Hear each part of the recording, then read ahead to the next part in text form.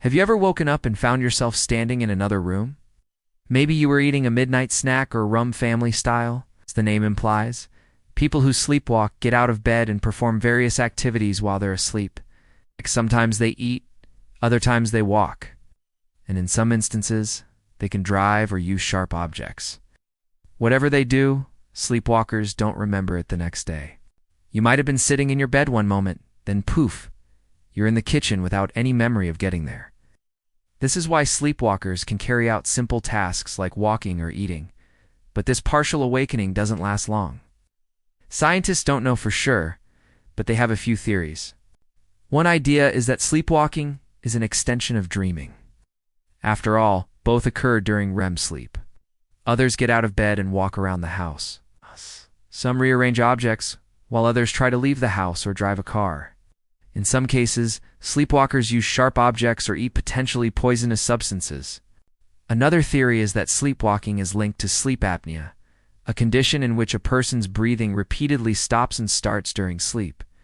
By understanding what causes it and what to do if it happens, we can keep sleepwalkers safe and help them get a good night's rest.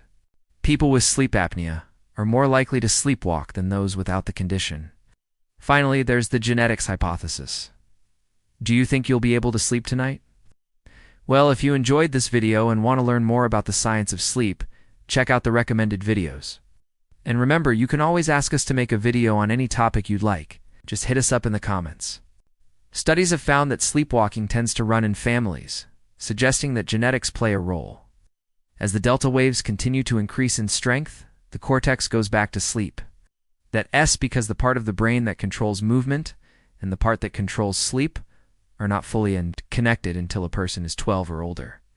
Until then, disruptions in the brain can cause sleepwalking, talking, and other behaviors.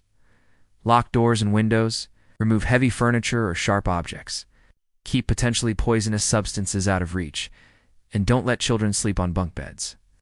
This is why sleepwalkers often don't remember what they did. Their brains simply shut down after sleepwalking. When you're awake and interacting with the world around you, almost all of your brain's regions are active. But when you fall asleep, different parts of your brain turn off. Go to bed and wake up at the same time each day, even on weekends. Avoid having caffeine or alcohol before bed. Reduce screen time before sleeping and avoid large meals late at night. If these strategies don't work, talk to your doctor. They might refer you to a sleep clinic where specialists can perform tests to determine if there is an underlying sleep disorder.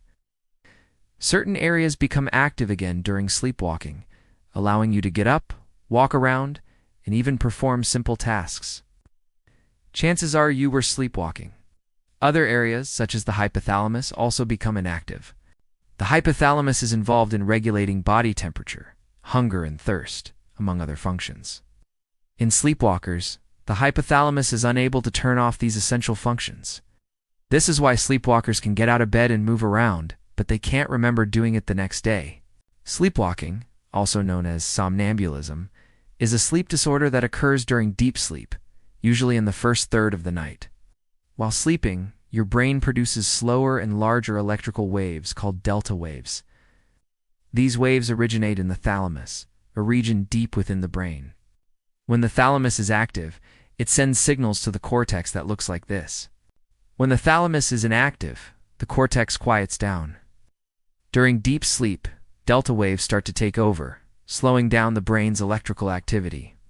During this time, it's much harder to wake someone up. And if you do wake them, they'll likely be very groggy. But what's really going on in their brains? To understand what happens when you sleepwalk, let's look at what happens when you're awake. During sleepwalking, the prefrontal cortex quiets down. This is the part of your brain responsible for decision-making, rational thought, and social behavior.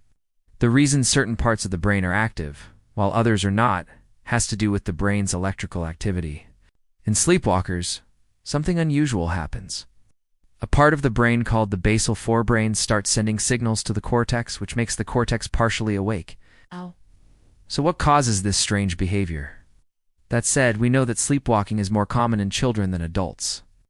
Not all sleepwalkers behave the same way. Some just sit up in bed and mumble.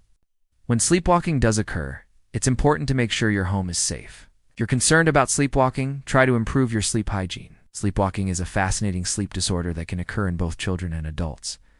It's not dangerous, but it can be confusing. Now you know a little more about that strange phenomenon we call sleepwalking.